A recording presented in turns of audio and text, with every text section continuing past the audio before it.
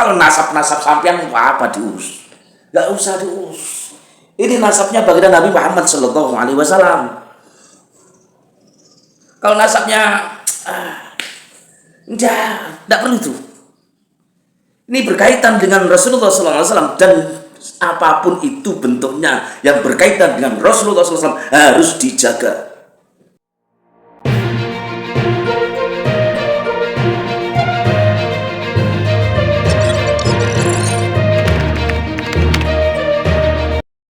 Assalamualaikum warahmatullahi wabarakatuh. Saudaraku sebangsa dan setanah air, dimanapun Anda berada, salam Indonesia Raya, salam Nusantara. Polemik nasab masih menjadi sebuah kabar atau berita yang sangat viral untuk saat ini. Masih banyak yang membahasnya tentang polemik nasab, karena dari klan Alawi dan klan-klan yang lain belum bisa menerimanya atas kajian ilmiahnya seorang kiai dari Banten, dari Tanara Banten, Kiai Haji Imaduddin Usman ya.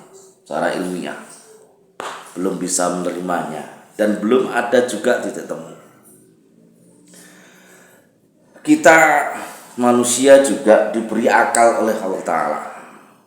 Mungkin kita juga bisa menganalogikan, bisa analogi kita itu bagaimana secara akal masalah nasab. Baginda Nabi Muhammad Sallallahu Alaihi Wasallam itu mempunyai akhlak yang sangat-sangat mulia, sangat mulia. Tidak ada celah sedikit pun Rasulullah itu untuk melakukan perbuatan-perbuatan buruk, tidak ada. Akhlaknya Rasulullah itu Al-Quran, dan Al-Quran itu kalamullah. Dan Rasulullah dilahirkan dari para leluhur yang sangat mulia. Leluhur Rasulullah sangat-sangat mulia, hingga Nabiullah Adam alaihissalam. Jadi Rasulullah SAW terlahir dari para leluhur yang sangat mulia.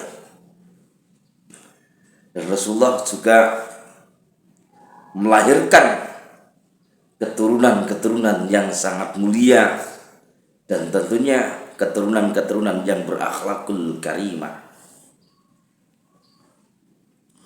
Rasulullah dilahirkan bangsa Arab. Rasulullah sukunya dari suku Quraisy, dari marganya dari keluarga Bani Hashim. Bangsanya bangsa Arab, sukunya suku Quraisy. Nah, ini sudah jelas di mana Rasulullah SAW dilahirkan dan suka apa Rasulullah dilahirkan. Lalu mempunyai zuriat yang sangat banyak sampai sekarang.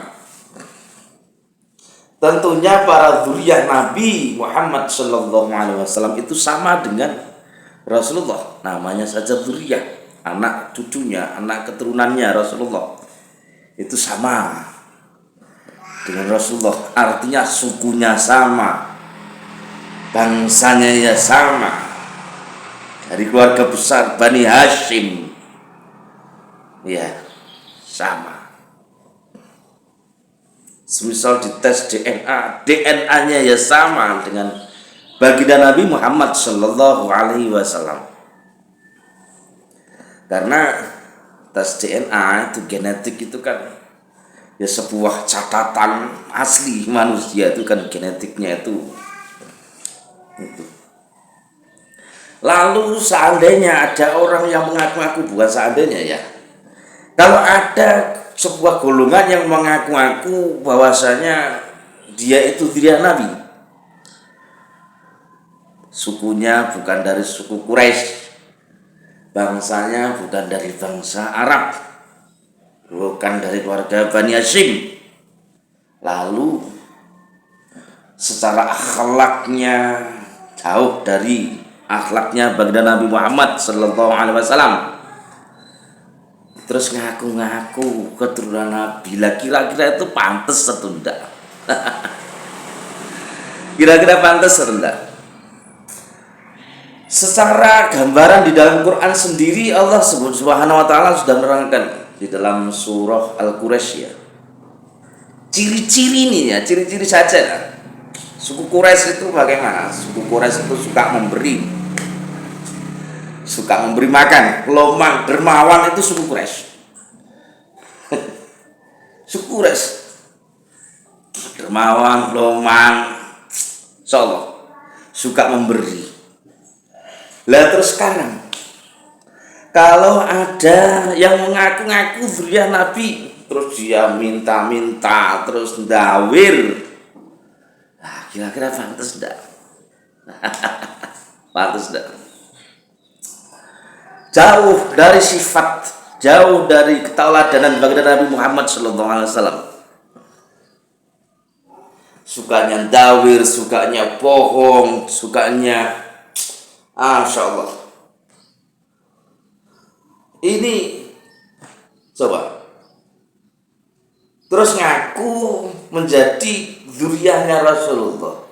Rasulullah yang akhlaknya mulia, tidak pernah berbohong sedikit pun Rasulullah SAW itu.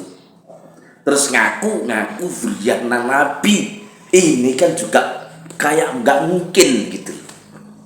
Nah, perlu dipertanyakan. Makanya kalau saya pribadi tentang penelitian nasabnya para habaib yang mengaku bahwa zuriyah Nabi sangat sepakat. Karena ini persoalan tentang baginda Nabi Muhammad sallallahu alaihi wasallam, bukan manusia biasa, tapi manusia yang luar biasa. Manusia yang luar biasa. Manusia yang paling baik, paling suci, atharul khalq, suci-sucinya makhluk itu Rasulullah. Kalau nasab-nasab sampean apa diurus? Gak usah diurus. Ini nasabnya baginda Nabi Muhammad sallallahu alaihi wasallam. Kalau nasabnya enggak perlu itu. Ini berkaitan dengan Rasulullah sallallahu alaihi wasallam, dan apapun itu bentuknya yang berkaitan dengan Rasulullah SAW harus dijaga. Tuh. Kalau kita cinta baginda Nabi, ayo kita jaga kesucian baginda Nabi. Nah, ini ada yang mengaku dia Nabi, akhlaknya tidak sesuai dengan kakeknya. Ini kan mencemarkan, membuat buruk nama baginda Nabi yang namanya nutfatul nubuwah, yang ketetesan dengan nutfatul nubuwah. Saya yakin, seyakin-yakinnya dia akan mempunyai akhlak yang mulia.